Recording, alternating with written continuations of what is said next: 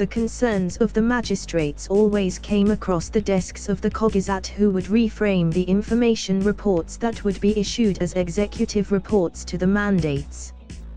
The title of Cognizant gave the position a class above the menial and was designed to provide a small taste of self-respect in an otherwise demeaning inferior position.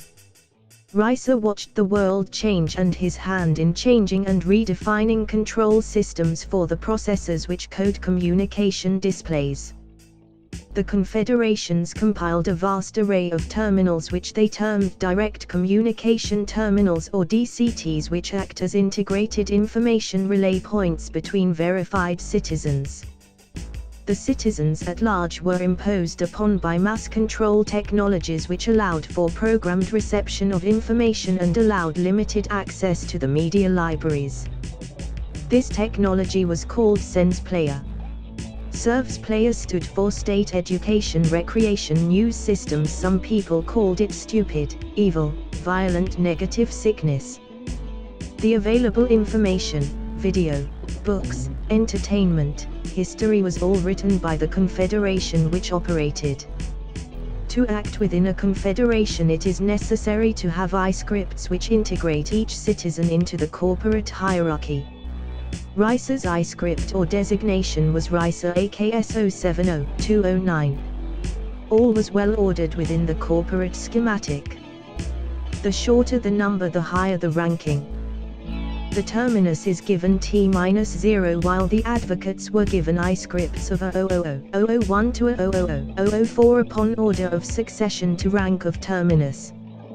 The system followed the same process to structure the hierarchy of the levels for the dictates, mandates and magistrates. All worked within a machine-like structure without exception into the executive branches of each confederation and into the corporations. Ricer AKS 070209 stood for his position, not who he was, and he followed the executive dictum established at Algorithmic Keyword Systems, AKS, as did each machine within the grand design of the structure. The corporate mandate of AKS Ricer reported to was Ciclo AKS 040207. The mandate arrived at his station and began to present orders that were outside of the ordinary flow of his process of redesigning programming language for the achromatic mnemonic processors.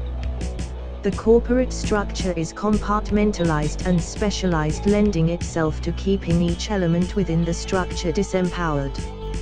If each part is dependent upon another part, no independent action can be forthcoming. In fact, the terminus is in reality a position without power, only the ceremonial position of power. The advocates of policy administration represent the confederations, have a higher level of direction, but truly the power is held within the dictates, who are the brokers of power in the confederations. Ricer was given a task by Ciclo to create a script to be placed within the media broadcasts that would infiltrate every message with a hidden message. The process would be fairly simply to implement. The coincidence of the request was made came as there had become some new communication systems which were operating in conflict with the centralized CVS and mainstream channels, which proposed well-produced and financed slick corporate advertisements. The revolutionaries called the Ridazzi had at their disposal anonymous messengers and devices which were instant communicators and managed to keep out the signals being broadcast over the lower frequency channels. The dictates made possession of such devices criminal. Ciclo spoke to Ricer. Your skills as a Cognizant have been noticed by the regional dictate. The great goal was to produce the language that would shape the new world. The new language would change the other world, the hated world of Zedril and Onzio. Memory machine. Zedril and Onzio are forgotten worlds far off and distant from Aloe. They live in primitive squalor with little neither water nor food to be provided. On the plains of Amzio the winds blow hard and cold through desolate canyons. Zedril barely holds to a small piece of land carved out of the great deserts. Aloyers do not care nor think much about the people who live in the harsh conditions of the other side. The planet Lea does not revolve. Aloe sits on the equator from the distant twin suns of its solar system. The dark side is terrifying for its cold and cruel conditions. The ocean around Aloe is warm and the islands are pure paradise.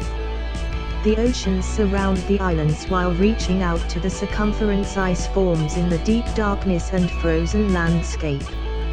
Rumors have always been told of dark caves going underground thousands of meters. Here live the inhabitants who are unlike the citizens of Aloe with the quiet waters, light winds and constant warmth of the suns. Tranquility versus desolation on Lea. The light versus the dark. It has always been so different from time, before the worlds began. Lea rolls like Urals with a slight tilt, but nothing such as Earth. It is constant summer and constant winter in many parts of the planet. Risa sat reading through the messages told through the news. All the CV channels are owned and directed by the corporations. They own the entirety of cities in the industrial sectors of IE, Murai and Rages. The corporations are the power behind politics. There is no other way to look at the sectors. From the magistrates, mandates, dictates to the advocates, they work in constant alliance as the agencies for the corporations.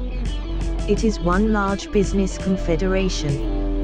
Each corporate will gauge its success by the power it holds in the councils and in the advocacy. The four advocates are held in power by the most successful confederations of corporations.